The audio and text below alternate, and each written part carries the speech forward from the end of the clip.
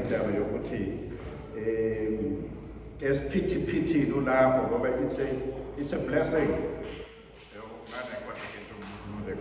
It's a blessing batakwethu ukuthi ngixakeke nginjalo mhlawumbe we should have shared kanye nalaba abasha ukuthi nathi sasixakeke sinjalo ingane ngala enye ingane ngala umsebenzi ngala indlu ngala usekhaya kithi imfundo yokondleni uxakeke kanjani usemandleni ukuthi usetyenzile. So it's not a new thing. Leyo batakwethu yilokhu uNkulunkulu akudingayo ukuthi usebenze kakhulu ngoba it's a blessing ukuxake kusebenza kakhulu kunokuhlala utata mayikhuluma ngalo sikolo wakama kusikolo noma intombazana kamfowabo eyivela owabusesi umkamfowethu ungangaletafula mkhulu ngakanani unokubele too much akenzi lutho ngithi mangixoxele ingane zakho ukuthi usisi wayisebenza bathi umama lo thina sazalwe kulesi situlo ngale kulesi situlo ingane zidala lezi yokuqala yake ka-1970 ingane yokuqala wakhe but they have never seen her working ekhaya kwakhe. Angazi ke ungavakasha kungaxoshwa amaphela sidluleni lapho ke bantakwethu bengisho lonto ukuthi ekusebenzeni kwenu uvela le ndaba yakho insindiso yavela le ndaba yakho insindiso ngoba sokhuluma ngendaba yokuthi qina enkosini ubonakale ensindisweni. Qina enkosini ubonakale ensindisweni. Be strong in the Lord and demonstrate your salvation.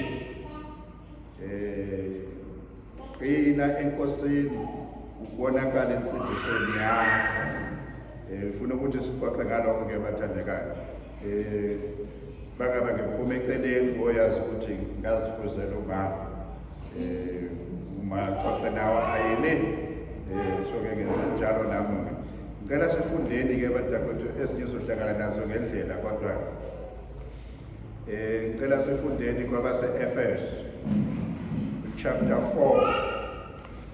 kwabase-Efesu chapter 4 verse 17 to verse 24. Verse 17 to verse 24. Then follow John chapter 10. John chapter 10. Verse 14. Then verse verse 27 to 29. John chapter 10, verse 14. Then 27 to 29. Ezinye sothola ngendlela ke bathandekayo sisahamba.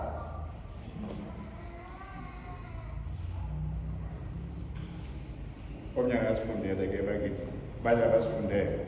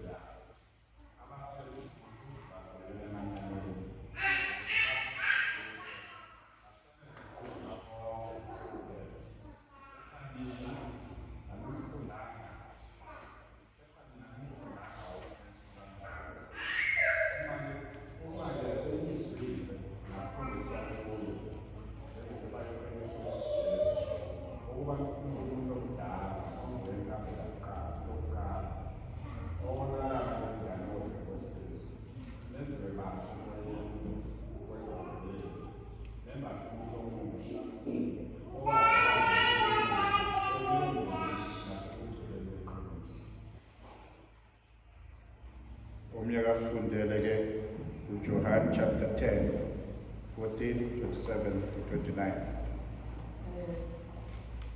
John chapter 10, 14. Mina ngingumabutho omuhle, ngiyazazi ezami nezami ziyangazi. 27. Izimvu zami ziyalizwa evilami, nami ngiyazazi, ziyangilandela. Ngizinika ukuphila okuphakathi, azisoze zabhubha naphakade.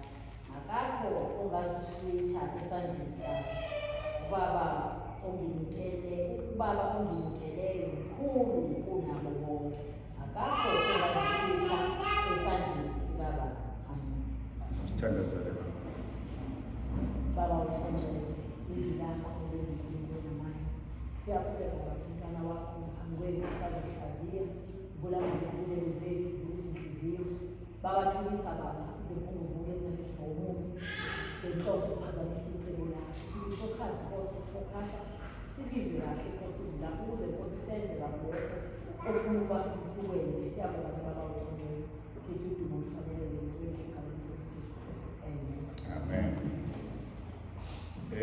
Sisemkhankasweni bathandekayo kule mpilo yethu entsha yokuveza insindiso yethu namandla kaJesu okusigcina siphila impilo entsha esasindiselwa kuyo, which is transforming us every day. Yayishintsha, yayiguqula impilo yethu, le mpilo esasindiselwa kuyo.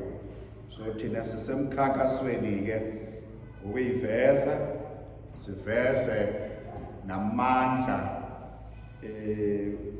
eNkosi uJesu asigcine ngawo.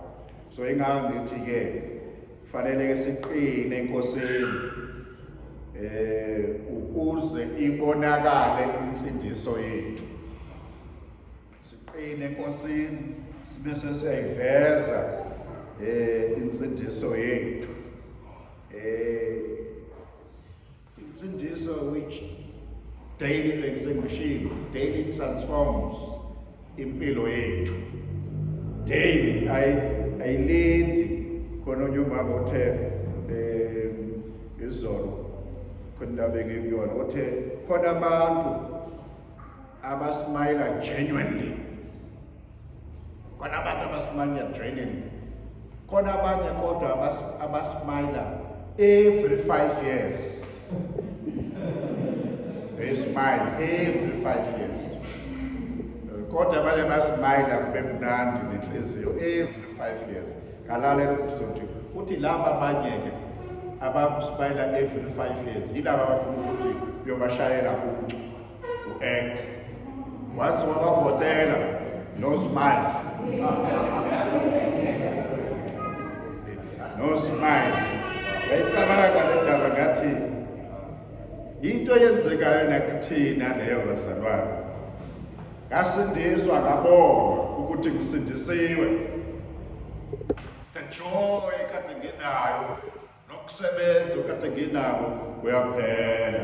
Angazi noma ngizolindela onye 5 years ukuthi ngivuselelwe nami. Bese ngiyavuselela bese yangiqala ukwenza lokhu uNkulunkulu angibizela khona, ngoba there's not a single person ongazange abizelwe for a certain duty empilweni yakhe. Ngiyabonga nene ukuthi ubonile uNkulunkulu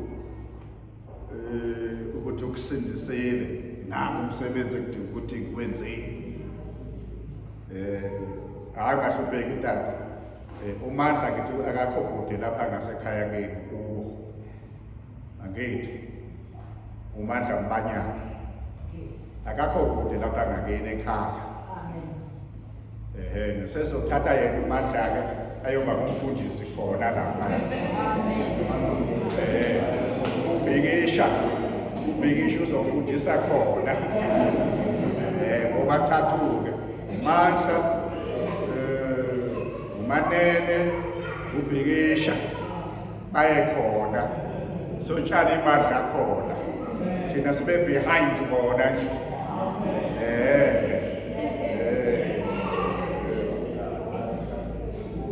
Uzinto uzokwazi ukutransfer umsebenzi awuthole ngakhona umsebenzi wakhe.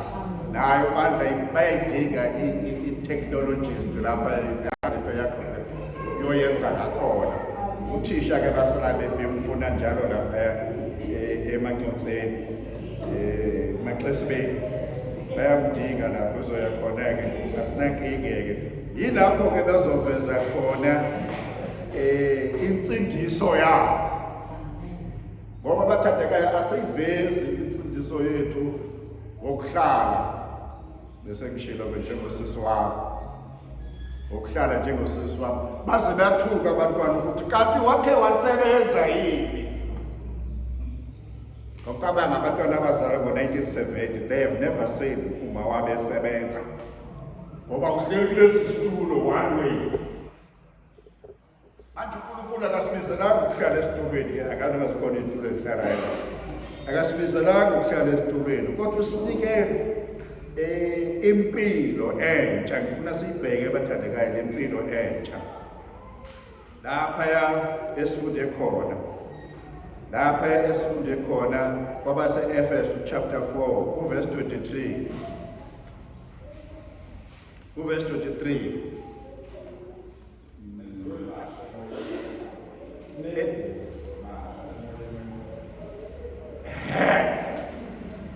Ayiphinde baba.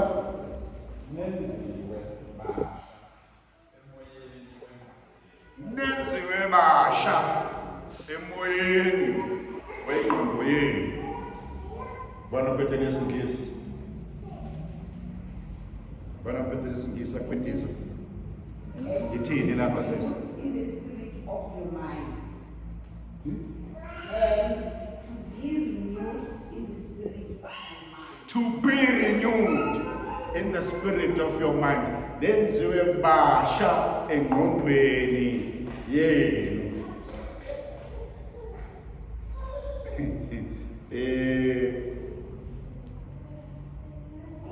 Kusho ukuthi lokho obekade kukhona akusekho. Lokho engangikade ngikhona akusekho. I have been renewed. There's no trace of what I used to be. Ngiyakubona ngoba bathandekayo ngokuhlobo. Ngoba kususwe yini igazi elikaJesu Kristu. Wakunika ukuthi ngime kuyena. Wakunika ukuthi ngiveze insindiso yami kuyena. Akusekho lokho. Nakho lokhu bekade kukhona. Kule chapter, verse 14, chapter 4, verse 17, 18, and 19. Baba se Efeso, chapter 4. Liebe sifunde kuyona. Verse 17, 18, and 19. Kani ngifundele verse 17 ka.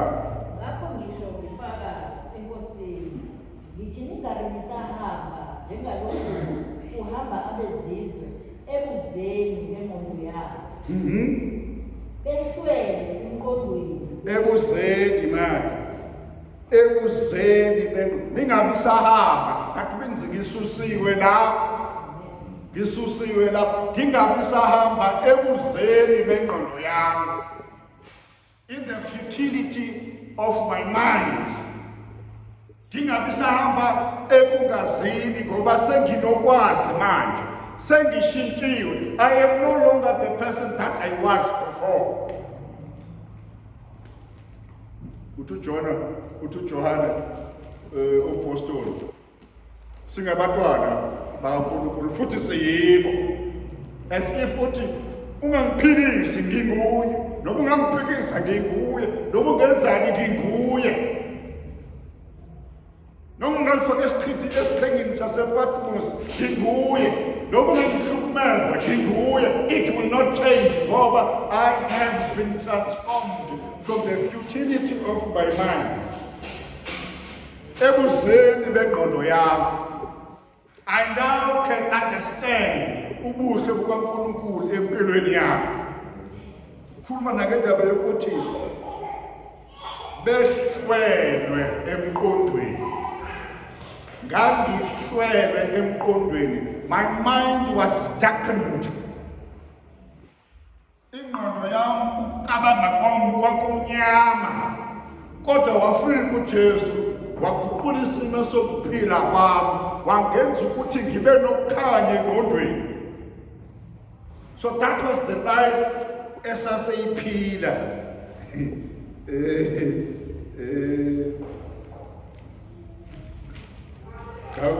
Qedelela ngoverse 18. Behlwele engqondweni. Behlwele emqondweni. Behlukanisiwe nokuphila kaNkulunkulu. Ukungazi okubuhlungu ngenxa yobukhulu benhliziyo yabo. Ukubani Behlwele emqondweni. Behlukanisiwe nokuphila kukaNkulunkulu.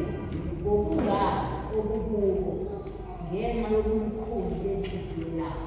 Kwakukhona ukungazi okwakungahlukanisa noNkulunkulu. Kwakukhona ukungazi okwakungibalekise ebumnandini. Kodwa ngiyofuna bona khona indlu lapha ngasekhaya ngasempilweni lapha empilweni eyithaveni. Kokwathi ithaveni. Eyithaveni ishaya kwaze kwasa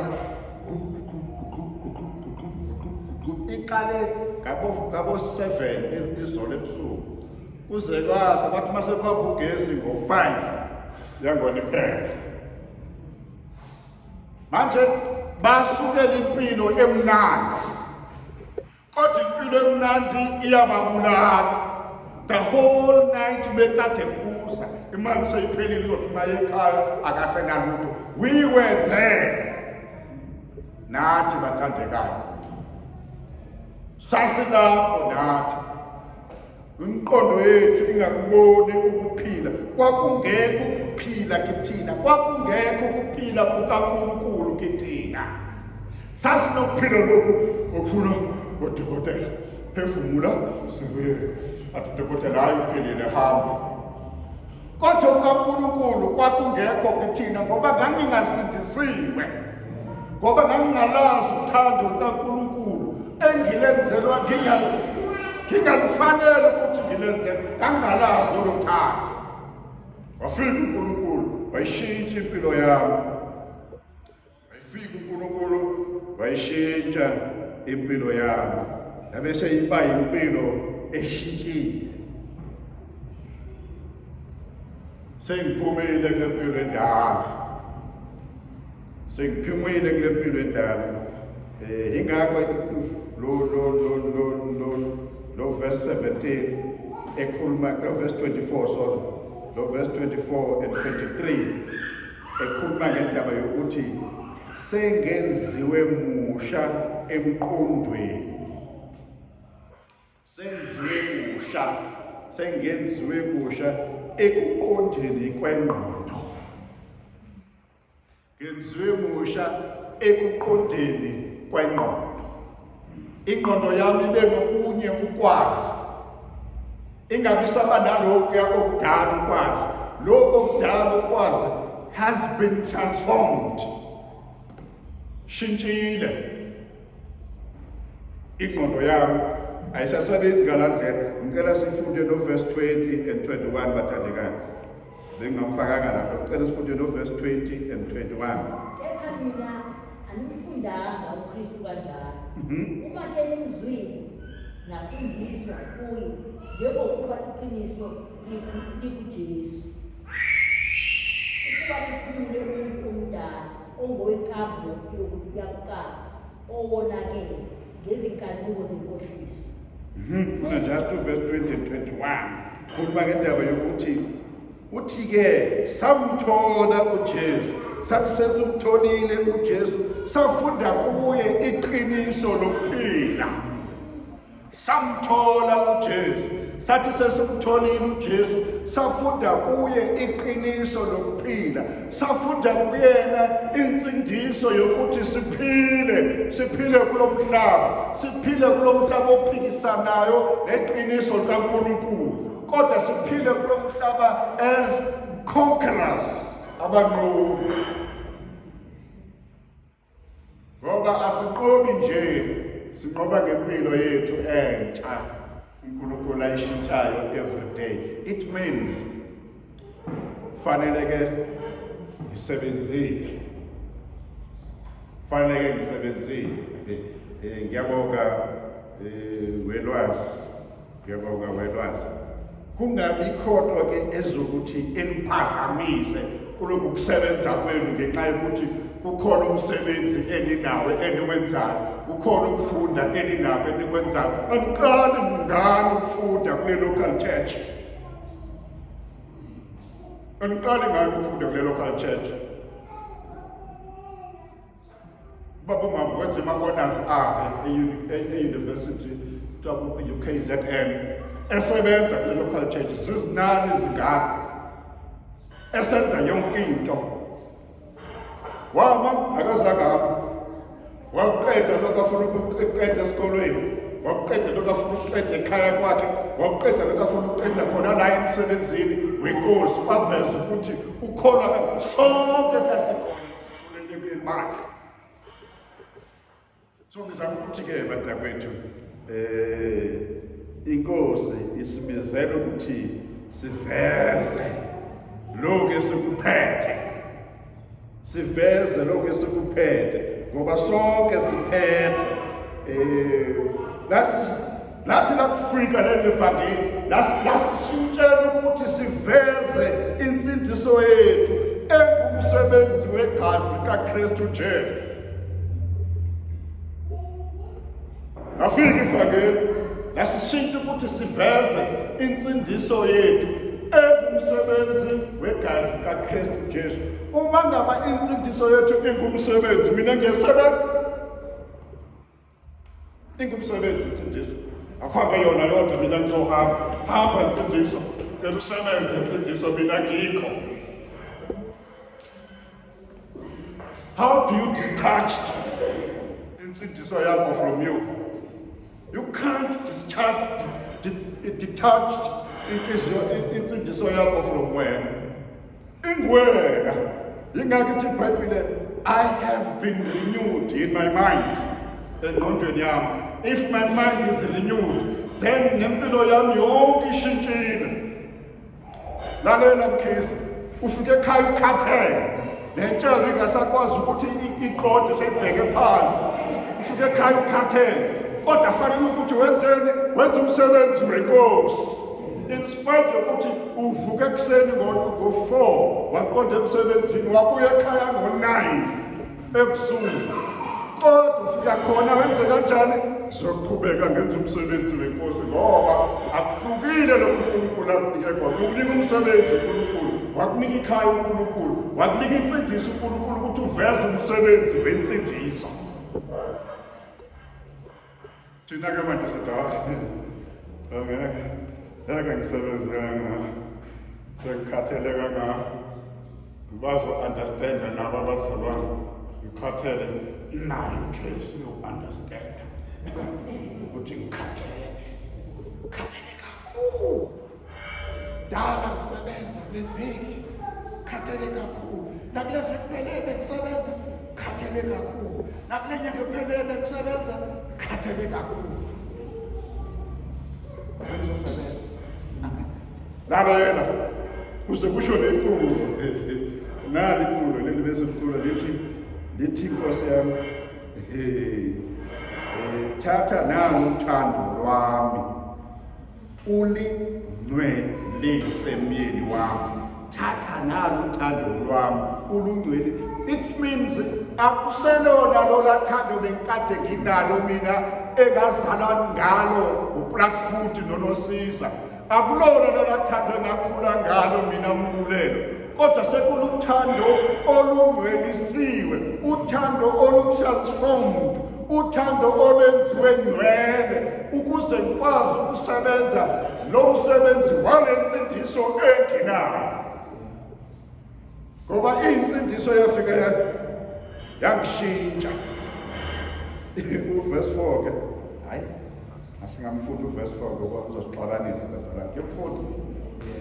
Ngimfunda uverse 4. Uthi thatha nansi imali yami. Busa isikhwama sami. Busa isikhwama sami. Nalamakhadi ami alana wabuse Nkosi. That means busa even my treasures enginazo. Thatha ukuqonda kwami ungokwakho mdali wami. That means lokuqonda kwami fanele ukuthi mina kube yimina osebenzayo ngenze lo msebenzi kaNkulunkulu, ngenze research yokuthi yini engizoyiveza. Yini engizoyiveza?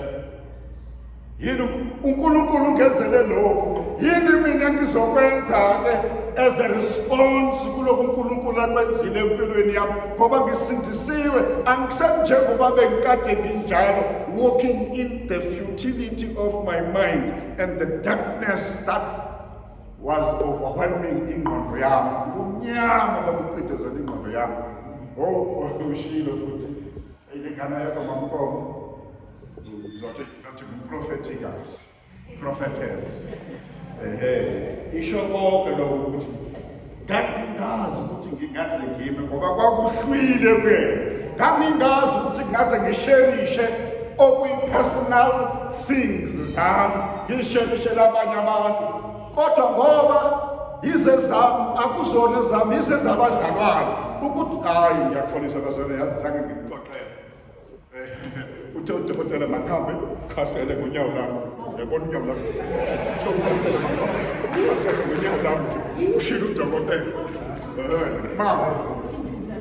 Sohlala ibhola nomama. Uthe udokotela be-discharge unkosikazi, discharge unkosikazi by the way. Akasazogqoka insimbi. Uthe udokotela insimbi are inhibiting some of the growth yama-muscles and strength yama-muscles. Akahlukane ney'nsimbi. Wabheka nele yami into wathi hawu nginayo nje vele kade ngiyazi ukuthi unalo. Wathi hayi babuyena. I-operation ku-stage 3. Njengamanje ayihambe insizwa kufana kithi. So ke ngizama ukutshela nje bathandekayo uthe uma ngaba kubuhlungu kuze kuthina sikujove uqhubeke sokushaya ke siqine idolo lakho nge-robotics. Angazi i-robotics abaka-health bayazi nge-robotics. Uma ngabe kuhluleka lapho seqine nge-robotics sesinga-operate. Kodwa kwamanje ngiyathela. Ngiyangizwa nami ngiyanyathela. Asidluleni lapho-ke bathandekayo. Usho loyo ukuthi lo mntwana lo lezi zinto zakhe ngezethu ukuze simthwalise lezi zinto zakhe ukuze akwazi ukusebenza aveze insindiso yakhe in this local church. Akazophuma yoveza insindiso yakhe in the other local churches. uNkulunkulu umbizele ukuthi azoveza insindiso yakhe in this local church, kodwa ngeke ukwazi ukuveza ungaqinile enkosini. Phila kuqala ume enkosini.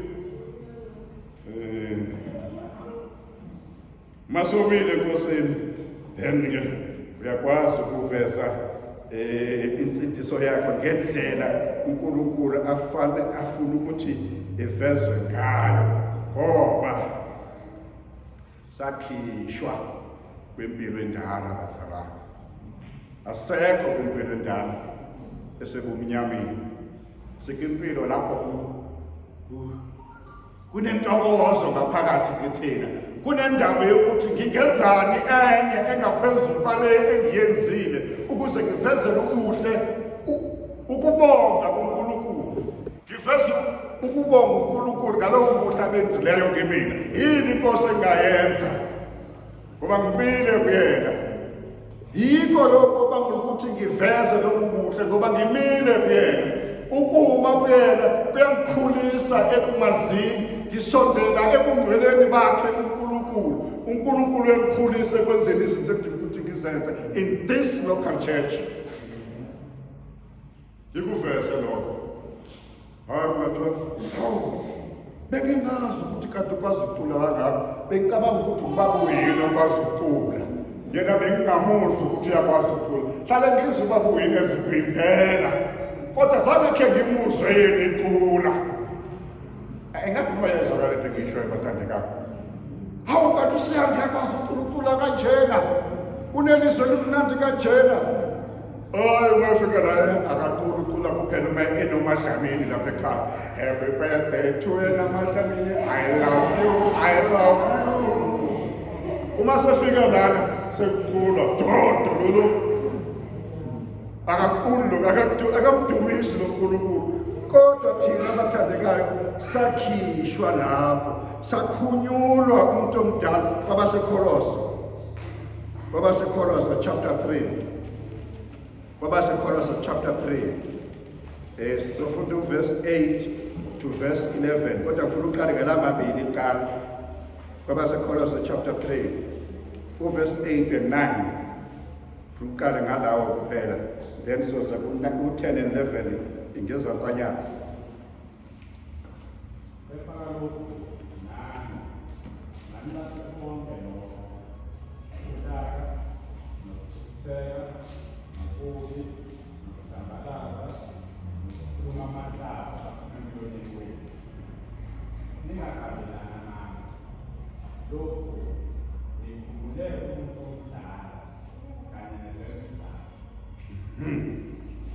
Lokhu nikhumule umuntu omdala kanye nezenzo zakhe. That means sikhishiwe kulo muntu omdala nezenzo zakhe. We no longer who we were before. Sikhishiwe kuyena nezenzo zakhe. Kodwa yebazalwane, I tell you, it is easy to go back kumuntu omdala. It is very easy to go back kumuntu omdala. Uzibone siyokhalakathela khona kumuntu omdala. Ukhohlwe indaba yokuthi I have ever been saved. Ukhohlwe. Ngoba it's easy ukubuyela esonweni. God is difficult ukuma enkosini uqode wenze izinto efundiswa yizwi lenkosi, wenze izinto ezivezwa ngumsebenzi wegazi uJesu awenza kuwena. Ngithe umsebenzi wegazi uveza umsebenzi kimina. Kulowo msebenzi ovezwa ngumsebenzi wegazi kimina engidinga ukuthi ngiwenze. Kodwa shukuthi ukubuyela back into my former ways. Ngiyokhalakathela khona, ngihlale khona. Mangabe ngabaxoxela abazalwane ukuthi sengikhalakathele. Mama uNkomo wayejwayele ukukhuluma kanjalo kanene ukuthi ngena kulesi sikhithi, ngena esinye isikhithi, phume kwesinye isikhithi, ngize ngiyokubanga laphaya. Kodwa sengigcina sengiphumile kuzo zonke lezo sikhithi. Wayejwayele ukuthi ugenuine.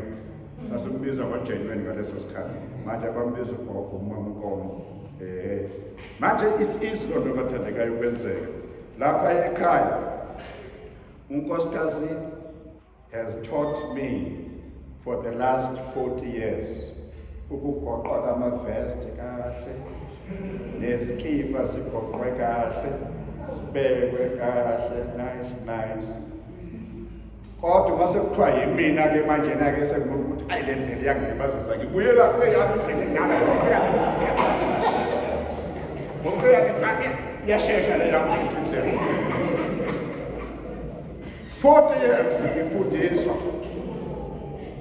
Kodwa ngiphuma kulo 40 years we-training ngibuyela kula ndlela yami endala.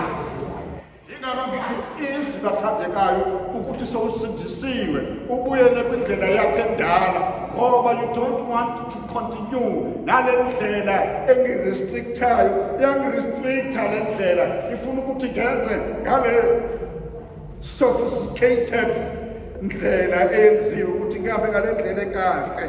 Manje le ndlela ekahle ngenza ukuthi ngithathe u3 minutes ngigoqe, ngiphinde ngithatha okunye ngigoqa leyona indlela ithi shwabu shwabu mfana. Now what I'm trying to do bathandekayo ukuthi ungavumi ukubuyela endleleni endala. Ima kule ndlela osewungene kuyona uverse 10 and 11 angikufundeleni bathandekayo. Uverse 10 and 11. Uverse 10 and 11. Sorry, was in Chorus, chapter 3, verse 10 and 11. Nembethe omusha owenziwe musha abe nolwazi ngokomfanekiso walowo owamdalayo. Lapho kungekho 11 lokufundana. Lapho kungekho mGreki namJuda, ukusoka nokungasoki, owenziwe noma umskiti, isigqila noma okhululekileyo, kepha uKristu uyikho konke ukubo bonke. Kepha uKristu verse 11 utsho uyikho konke ukubo bonke laba abasindisiwe, ukubo bonke laba abasindisiwe, uyinto yonke kimina. Uyinto yonke kumele bekukhona iculo belicula ngomunye ngathi hawu leli culo lasebeselekelele u311 iculo la iculwa ubaba wayengakhona kodwa ubaba wayicula wayelithanda leli culo elithi wena uyizinto zonke kimina uma ngaba nginawe nginakho konke. Wena uyizinto zonke kumina uma ngaba nginawe nginakho konke. He becomes that kind of a person kimina uJesu ukuze ngikwazi ukuveza lokhu akutshelileyo kimina ngoba ngale mina ngisindisa uJesu watshala kimina kunengadi la kimina. Kunengadi la kumina efanele ukuthi izovunwa ngabantu, ivunwa yimina nabantu. Lengadi la kumina ingadi yensindiso eyatshalwa igazi kaJesu esiphambanweni wayishintsha impilo yami. Verse 10 uthini lo verse 10? Nembethe omusha. Nembethe umuntu omusha. Kulo muntu omusha-ke engimembethe okungiyena uKristu uJesu. Angabethanga nje ukuthi ngishintshe ushintshe i-attitude yakhe. Cha, it's not the attitude engishintshile. Ngoba I can change i-attitude yokuhamba ngesikolweni, ishintshe i-attitude yami. I can change i-perspective yokubona izinto ngokuhamba ngiye esikolweni. Kodwa ngibe short, ngibe myopic ekuboneni kwami. Lo osengene kumina owenza ukuthi ngibe musha nguyena uKristu Jesu ongene kumina ohlala kumina oveza imisebenzi yokuthi ngisebenze. Uyena oyivezayo le misebenzi. Uma ngingayivezi nginesono.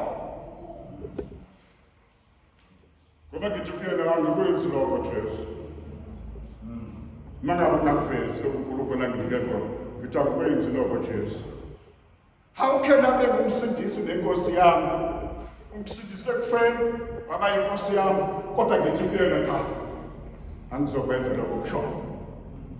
Bathe ke thina ke bathandekayo sinalo uguquko esinikiwe nalo muntu omusha okithina onguJesu. It's not the spirit sami esishintshile kodwa umoya kaNkulunkulu uphila kumina, uJesu uphila kumina, uyangishintsha every day ukuze ngenze lokhu kwakhe akubekile ngoba yena uyangazi. Ngiyithanda le ndawo bathandekayo. Yena uyangazi. Nami futhi ngiyamazi utsho njalo uJohane chapter 10. Ngimfundeleni bathandekayo. uJohane chapter 10. Ngimfundeleni uJohane chapter 10 verse 14. uJohane chapter 10 verse 14. Mina ngingumuntu somuntu. Ngiyazazi zami. Nezami ziyangazi. Ngiyazazi zami. Nezami ziyangazi. Nathi indaba ilapho. Njengoba zingazi zami, kufanele ukuthi zenze njengoba ngizazi. Angithi zami ziyangazi nje kanjalo uJesu. Kufanele ukuthi zenze njengoba ngizazi. Ngiyazazi ukuthi yilezi zinto efanele ukuthi sizenzile, kodwa lezi kufanele ukuthi zizenzile. Zenza lezi umelusi lo osengene ngaphakathi kimina wangumuntu omusha, wakhumuleka omdala, kwakhona omusha kimina osengenza ukuthi manje nake ngaziwe nguyena uJesu, ngoba uJesu uhlala kimina, ngoba ngilithempile likaMoya Oyingcwele, uhlala kimina uJesu. Angiye entabeni, yebo dada.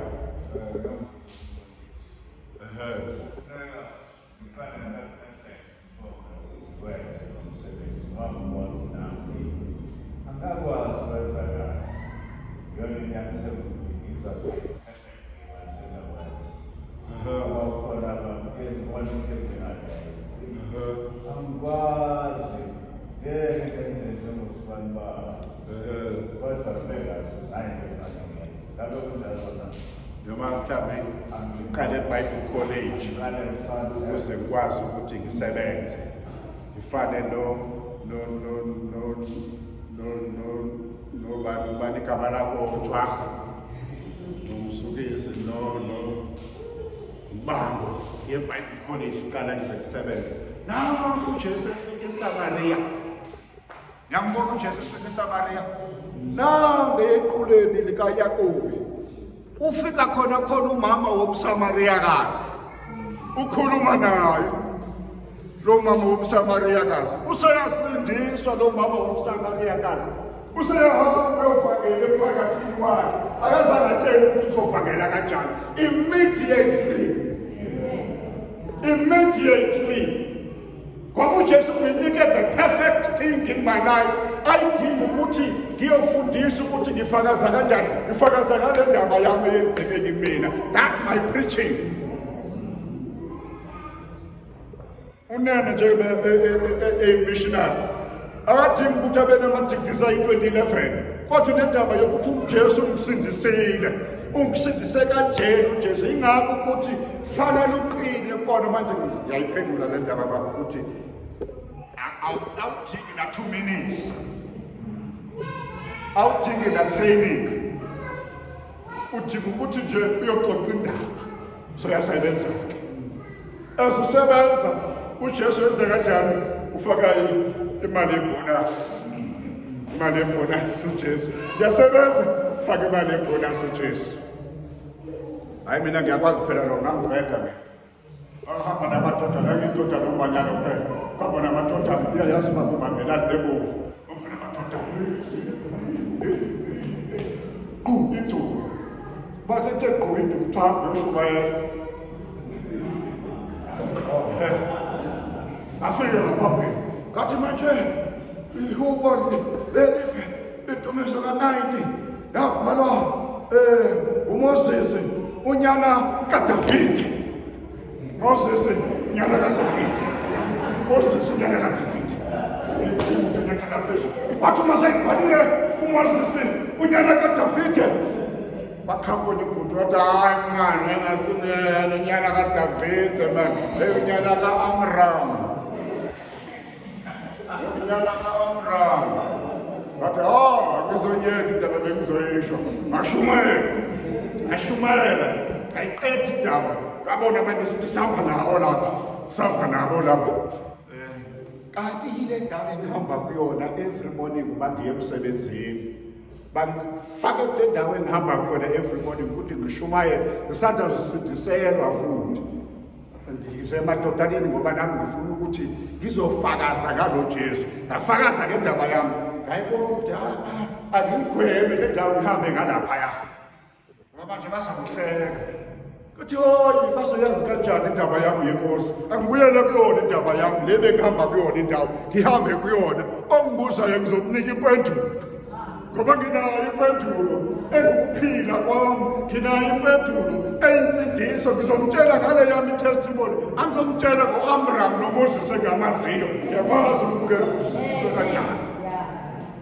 Ngiyayazi le insindiso yenzekileyo kimina. Asiyeke ngisaphinde siyixoxe ngenye imini leyo bathandekayo, kodwa indaba engiyifuna yile yokuthi lo melusi ufikile-ke manje wayiguqula impilo yami. Uyangazi Nansi indaba emnandi. Uyangazi nami ngiyamazi. Uyangazi nami ngiyamazi. Uverse 28 lapha kuJohana chapter 10 uthi ungiphe ukuphila okuphakade. Ungiphe ukuphila okuphakade. That means ukuphila okuphelele. Okungasingenisiyo ezingxakini. Ungiphe ukuphila okuphelele. Okungangingenisiyo ezingxakini nasey'nkingeni. Kodwa mase kungene kuzona inkinga nezingxaki, uyena okuqhamuka nesolution. Iyami isolution ukuthi uyangazi nakathi ngizokuchaya ngequpha, angikuchaya ngenye indaba, ngizokuchaya ngalapho ngoba phela ungenisa engxakini ngona siqede manje iphele indaba. Kodwa yena uJesu akangenisi lapho, ungingenisa kwenye indlela ngoba ungipha ukuphila okunaphakade. Ngiphila kulo mhlaba, ngishintshe phambi kwabantu ebengikade ngisilwa nabo, bangazi ukuthi akasali umbulelo kodwa useshintshile. Bagcina besithi ngasekhaya, umlilo wamaphepha lo uzophela. Wathombi lokhu ungaba ngawoma-cardboard, uzophela nawo wama-cardboard. Asake kuphele lokho. Kwaqhubeka. Kafike i-day futhi. Esontweni engalaziyo. Ngabona umsebenzi. Angazi ke kodwa manje. Ngabona umsebenzi ngasebenza ngathi naba basha behlezi. Bengenzi into bayikhwayeni kuphela kodwa abekho abasha la. Ngifuna abasha. Iflaki yokuqala ngifike iflaki yesibili. Ngacela ugosa uthi ngicela ungiphe ithuba ngikhulume nabasha baba. Phuma ibandla qala, hayi baba 2 minutes nje. Angifuni ukuthi ngiphume ibandla. Hayi uyina ke ucela ukuthi akhulume nabasha sikhona nathi. Ngathi ngicela bonke abasha basale. Sekuphela 2 minutes wona ngithi. Angifuni ngidlule 2 minutes waphela. Ngicela bonke abasha basale. Ngiyabonga Nkosi. Phuma abantu bonke basala abantu. Ngathi hey bafethu. Akakho netshebe. Yini yenzani itshebe yona? Nganginetshebe nami. Enhle efake bright cream. Itshebe yami ufake bright cream nenwele ezinkulu ezithi bright cream icwebezela ithi itshebe yami. Badala ngathi majita manje na senzani thina? Hayi thina sasekhwayeni saqoshwa izalukazi nalamakhehle ekhwayeni. Bathi okay, ngathi hayi ke right izalukazi sanixosha ekhwayeni nalamakhehle right. Asihlangane thina phakathi neveki. Olwesibili noba olwesithathu. Hayi brother, asihlangane olwesithathu brother. Ngathi hayi grand madoda. Sahlangana ngolwesithathu. Kwaqala iyouth la. Kwaqala iyouth kamacebisi. Kwaqala iyouth emgwaqo. Until we had 47 youth groups. I trained them. I worked hard. Ngoba uNkulunkulu wayithi unoma uyafika kuleli bandla ongalaziyo sebenza. Yini ukuthi ungasebenzi wena ufrasa yakhe imfundiso. Ulindele ukuthi umfundisi akutshele ukuthi uzokwenzani. Soze akutshele umfundisi ukuthi uzokwenzani ngoba akakwazi umfundisi. uJesu okwaziyo nawe uyamazi uJesu. uJesu uzokunika umsebenzi awenzayo kuwena wegazi lakhe lakusindisayo. Wakusindise lokhu umfundisi wakho. Kanti mami lokho akuphi igazi lakho ukuze basindele abantu. Lachithakala kuphi igazi lakho ukuze laba bantu basindele. Waye entabeni lapha lachithakala wabethelela esiphambanweni. Lutho. Kodwa uJesu ukhulumayo nawe ngokuyangazi. Uyangazi uJesu kuverse 29 kulo tshani ngayeka bazalwane ngaphambi ukukhuluma too much. Khona umnyoshilo yezolo watrain wakhuluma for 40 years. Watrain 10 years. Wakhuluma for 40 years. Kusho ukuthi wakubamba verse 29 John chapter 10. Ubaba onginikileyo unabo lapho ngazithutha esandleni sikababa. Ubaba onginikileyo akakho futhi ongabahlwitha esandleni sikababa. The assurance uJesu asinika yona ukuthi singabakhe. Ubaba uNkulunkulu usinikile yena uJesu, akanawo uSathana okungihlutha kuyena uJesu. Kimi ngibambelele kuyena uJesu ngoba uJesu uyangazi. He has the ownership of my life uJesu. The ownership of my life uJesu. Uyena uJesu okenza ukuthi ngisebenze. Uyena othimanda ukuthi ngiveze lensindiso. Izwi lakhe lisho kanjalo lithi angiyiveze. And therefore I am being obedient ezwini lakhe. Akukho nawe ongeke ungakwenzi. Ugcwele hawo. Mama Ngome nginabantwana bakho shaqa namhlanje angazi ukuthi benze njani. Nabantwana bakho shaqa. Hayi. Ubongumusa. Ingathi bekhe wakhuluma lapha ngemission sakithi. Ubongumusa. Thina ngalapha ngakithi e13 usenzele isimanga. Indoda ibanjwe ngama-drugs. Ubongumusa ngibona xuba indaba zasekhaya ezinde yohambela phezulu baphana umuntu mabethi ngiyaphuma umfana wami walangesansi ngabona ukuthi nangu umsebenzi kabongumusa. Bongumusa wathi hayi baba akunankinga uzofika kuzokhuluma naye. Ngabe wafika the same day Bongumusa noma wafika the following day I don't know. Kodwa unayo akatshelwanga kumfundisi. Ubongumusa ngiyaxolisa ubongumusa ngiyaxolisa ukukhuluma nawe. Bengaqondile ukukhuluma ngani kini namhlanje. Ngiyaxolisa nje. Kodwa ngizaba nale ndaba yokuthi ivele wathi uNkulunkulu usebenza nangomsebenzi. Wasebenza nangomsebenzi ngoba uNkulunkulu wadala umsebenzi kuyena wamdlulisa kulesi simo sokuphila wamusa kwisimo sokuphila esiguqulwayo every day ukuze asize nabanye abakulesi simo esidala bekade ephila kusona. That's the reason uNkulunkulu esindisela yona ukuze sikwazi ukusiza laba abanye abebekade abaphila kule mpilo bebesikade siphila kuyona. Uthe ubaba uMame last week akazange akhawubone la umbuso kaSathane ubhaliwe. Awukho umbuso kaSathane la. Uze uthi umbuso kaNkulunkulu wande. Ngenxa yokuthi mina ngisindisiwe. Namhlanje kusindiswe mina akubonakala ukuthi ngisindisiwe. Namhlanje ngiyimi enkosini akubonakala ukuthi ngiyaqhubeka. I don't smile after 5 years. Smile every day. Ngenza umsebenzi kaNkulunkulu in the community where I am, in this community. Amen. Nakulo community osarounde ibandla. Hayi umnyaka sithandazele bantakwethu bese ngishilo. Bhekisho sithandazele.